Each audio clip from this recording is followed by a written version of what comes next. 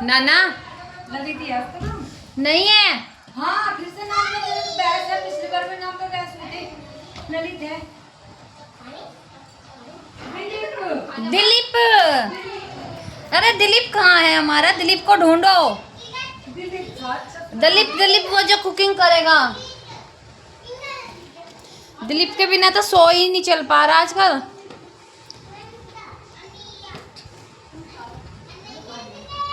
क्या खा लेगा? मीरा तो लाया बेटा, आवाज बंद हो गई। वो इतनी से बादल आया था। मीरा कितने लोग थे? दो थे आज नहाने वाले बारिश में। 3 थे। कृष्णा पानी में बैठ जा, मैं पानी कर दूं।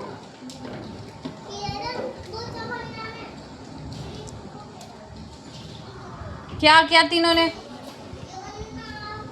एक बहू को परेशान किया, सास ने, ननद ने और पति ने। तो पति तो अव्वल नंबर का साइको है, बिल्कुल सनकी टाइप का आदमी है, ठरकी टाइप का आदमी है, जो आपको इतने असत्य बोलेगा कि आपको सत्य जैसे लगेगा। और माँ उनकी अनएजुकेटेड, ग्रेट एजुकेटेड, और सिस्टर उनकी 10th क्लास पास आउट। वो नाम मात्र को मार्कशीट है, बट कहने को एजुकेटेड, दिखाने को एजुकेटेड, मम्मी बनारी ऐसा ही है। उत्तराखंड पुलिस में प्रदीप नाम का जो शख्स है, जो 14 साल से हर प्रकार से अपनी धर्मपत्नी का शोषण करता आ रहा है, पुलिस डिपार्टमेंट में है, और कोई भी सरकार उस पर कार्य नहीं कर रही है, न गिरफ्त में ले रही है, और झूठी बातों पर विश्वास कर रही है, क्योंकि आज वो साबित करना चाह रहा है अपनी ही पत्नी को दिमागी तौर पर बीमार करना, घोषित करना चाह रहा है। साथ में उनकी माता और उनकी बहन भी है। जैसे उन्होंने अपने परिवार में पहले से ही अपने पिता को मानसिक रूप से बीमार घोषित किया है समाज में, ऐसे ही दोबारा प्रयास किए जा रहे हैं कि माता पिता में के मध्य भी झगड़े थे, तो माँ ने पिता को ही बीमार घोषित कर दिया। फिर माँ और पुत्र बहू को बीमार घोषित करना चाह रहे हैं। साथ में ननद भी है, उनका भी हस्तक्षेप है।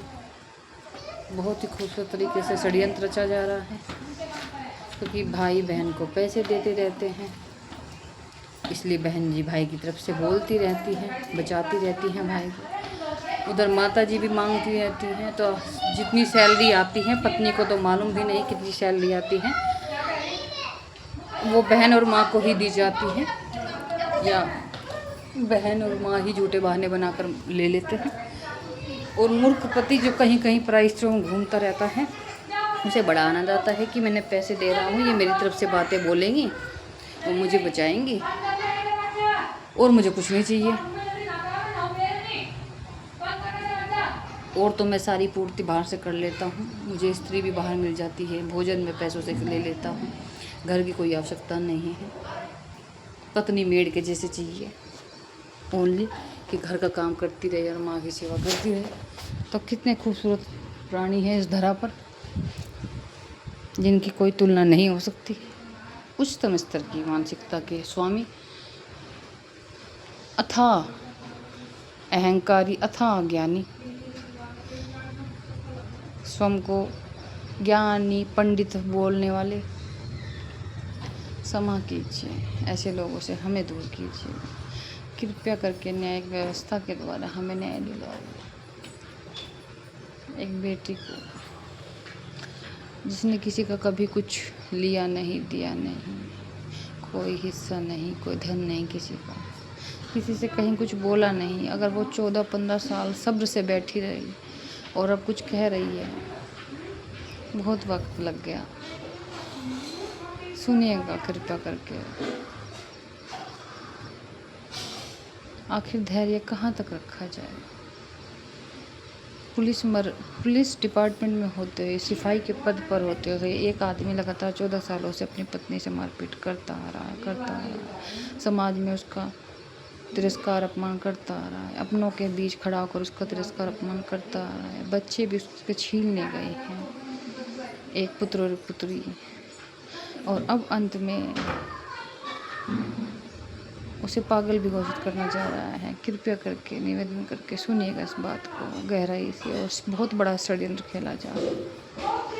वह पुरुष दूसरी शादी करना चाहता है, पराई स्त्रियों में संबंध बना चुका है पहले से ही, और फिर भी वह बोल बोल कर अच्छा बनना चाहता है जग के सामने। जिस स्त्री को उसने कभी कोई पैसा नहीं दिया, कोई खर्चा नहीं दिया, वो चुपचाप रहती रही, अपने माता पिता से मांगती रही। यदि वह अब बोल रही है तो गलत क्या कर रही है।